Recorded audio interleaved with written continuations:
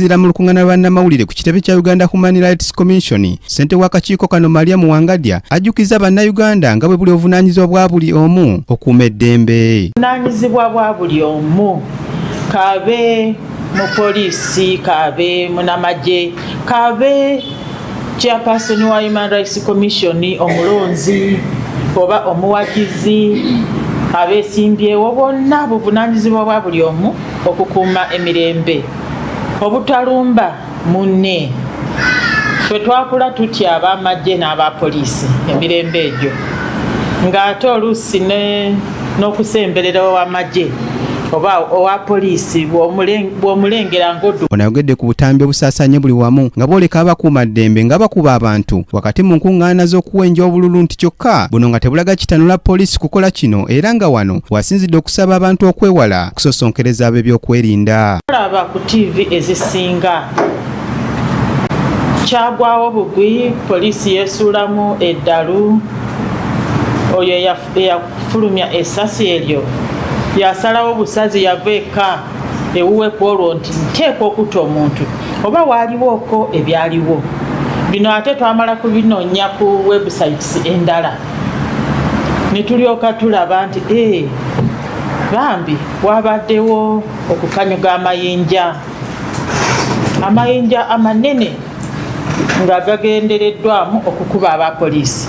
Ne tulaba mmotoka ezoononeddwa. Ono era asabye abakuumaddembe naddala poliisi okweyambisa enkola endala okukuuma eddembe nga tebakozesezza mmundu, ekiviirako obulamu bw'abamu okutokomoka ng'ekyo ekyali mu disitulikiti y'eyiga nga juuzi akulira ekibiina kya National Unity Platform Robert Kyagulanyi Ssentamu bwe yaliyo ng'akuyega abalonzi okumuwa akalulu. Mulanga nti mu kwanukula bwe wabaawo obulumbaganyi ng'obwo oba wa poliisi alumbiddwa, mukulembeze discipline obwetoowaze bw'olabira ddala nti situation gy'olimu yeetaagisa kujjayoko ku mukono ogw'ekyuma, naye ate gubeere gwa kigero. Tusse ekitiibwa mu ddembe ly'abalala, tugaane effujjo. Kisobokera ddala okutambuza kampeyini zino nga tewali fujjo. Ate no waliwo n'abawagizi abalwanagana bookanga ne poliisi teriiwo. Mu ngeri y'emu Wangadya asabye abasajja okukomya omuze ogw'okukaka abakyala baabwe okulonda abantu be bataagala, ekintu ky'agamba nti kityobola eddembe lyabwe. Oppressive acts against women, especially the married women who are being forced by their husbands to support those candidates whom their husbands support, else there will be chaos in their families.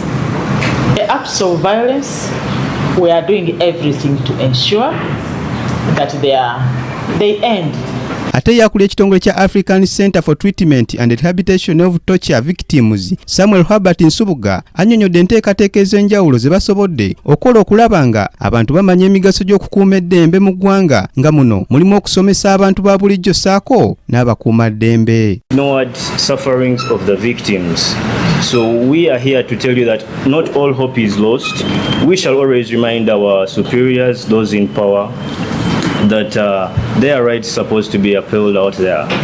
It's on that note that we shall continuously seek for civilian oversight reforms, for security sector reforms, so that we can see a happy Uganda, so that the public can actually regain its trust that has been lost. N'abantu abalala ab'enjawulo baliko bye boogedde ku ddembe ly'obuntu.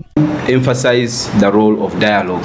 We need to continue dialoguing, because absence of dialogue, that's why you see chaos, you see everything really erupting. We need political tolerance and also dialoguing. Bino byonna byogeddwa wakati mu kwefumiitiriza ku bikolebwa ku lunaku olw'okuzza eddembe ly'obuntu mu nsi yonna olubaawo buli nga 10 omwezi ogwa Desemba. Anetina Kayiba lyakusakidde eggule lino ku lwa KTV Amalindirire.